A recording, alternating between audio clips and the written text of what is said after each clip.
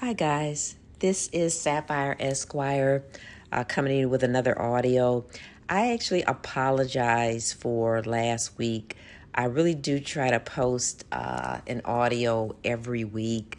I usually do it on Sunday evenings, but I actually had some technical difficulties last week, so I wasn't able to post. So I've got my fingers crossed as I'm recording this that I'll be able to go ahead and post this audio to YouTube.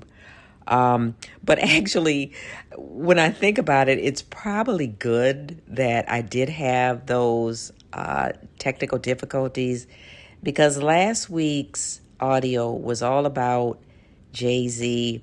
And I'm going to tell you the truth, I was really going in on Jay-Z because of a lot of things that he's done in the past. And the thing had to do mostly with this most recent thing with him partnering with Target to release his Reasonable Doubt album, one of the versions exclusively through Target, in spite of the boycott that the Black community has had against Target for literally the past year. And I was really going in. I brought up all the other things. And basically the theme of that whole audio was, this is who Jay-Z is. Why should we be surprised? I brought up the whole issue with Tidal, where basically he was touting that as the first Black owned streaming service, and he got all these celebrities to sign in, like the most notable, Nicki Minaj, who still to this day has expressed a lot of resentment and claims that he owes her several $1,000,000 because of that. The other thing was the Brooklyn Nets fiasco, where he basically sold to the Black community that he was going to be a part owner. And therefore, when this basketball team that were formerly the New Jersey Nets, when they moved into Brooklyn, a lot of people were displaced as far as housing. And there was a large part of the Black community that were displaced. And to smooth it over, he was, basically touting that as well. This is going to be a part Black-owned franchise. And then as it turned out, he had something like 1.5%, something really small and minuscule that really would have nothing to do with benefiting the Black community. And then, of course, there was the whole NFL, thing that went on with Colin Kaepernick taking a knee and basically being blackballed by the NFL, the league, and then Jay-Z basically jumping in and saying that his company, Roc Nation, would be procuring the talent for the Super Bowl halftime show, basically kind of kneecapping Colin Kaepernick, and he made the famous statement, "We're past kneeling," and basically selling it as a way to benefit the Black community, and the NFL would be donating all this money to these Black causes, where when you really look at it, there weren't really a whole lot of Black people that this deal helped.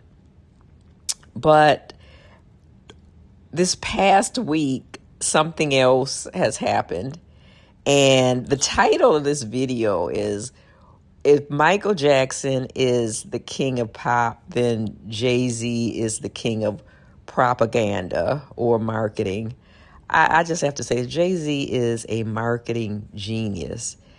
It's like he's taken all of that backlash that he got for this Target deal and basically turned it on its head. And now it's all about him featuring this Reasonable Doubt anniversary, the 30-year anniversary of Reasonable Doubt. I mean, the man is really a marketing genius. The first thing he did was release a video with his wife, Beyonce, basically about the whole procedure of him taking out his locks. And basically what the story is that Blue Ivy felt, very insecure about her hair, which a lot of Black children do experience, being, the type of hair that's not considered good. And he wanted to show her that her hair was just like his, so he grew out these locks. I mean, it's really an incredible, heartwarming story. And it's the kind of story that most Black people and Black households can identify with. So seeing the whole procedure, of them taking out the locks and Beyonce doing his hair, and also it was a very good advertisement for her Sacred product hairline, which I use, and it's actually a very good hairline. So that is part of the marketing genius. The second thing, and probably one of the most incredible things he's also done, is this release, basically, of the whole 30-year anniversary of Reasonable Doubt, where the first thing he's doing is had taken over like a whole subway line, basically, to celebrate Reasonable Doubt. And like people can go onto the subway and shop. He has a pop-up shop in these subway cars, and people are going and buying his products and buying all the things that have to do with Reasonable Doubt, clothes and records and memorabilia. I mean, it's just really a marketing genius. They were showing people like in line, it looks like hundreds, if not even thousands of people in line to get into that pop-up shop. The second thing he's done is basically what he's doing is selling all of his albums out of a milk crate for $1,500. And I really, it's like literally just genius. I mean, there was a time when people kept their albums, because these are actual albums, in milk crates.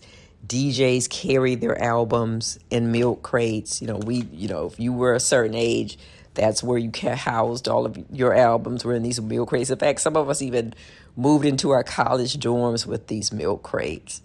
So it really is kind of a marketing genius, and it really brings back a lot of nostalgia, a lot of kind of very good memories of growing up in a certain age, certain era. So my hat is really off to him.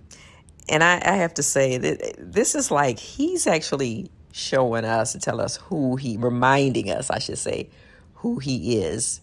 I mean, he was in an interview recently when he was saying, I don't have to do this, I'm whole.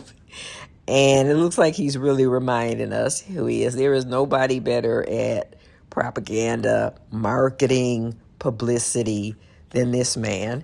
And I've got to include his wife in that too, because them, including that Sacred line also in all of this is just genius. So it looks like I'm back on the Hove train. You just can't deny the genius of the man. Whatever you think of him, there are things that he's done that I think are very shady and I didn't like. But on the other hand, you got to admire him. So with that, guys, I'm going to go and get ready to start watching the BET Awards is coming on. Hopefully we'll be happy with the winners. And if not, I'll come back next week and commiserate with you, if that's the right word. But anyway, guys, enjoy the BET Awards, and I am out. Thank you.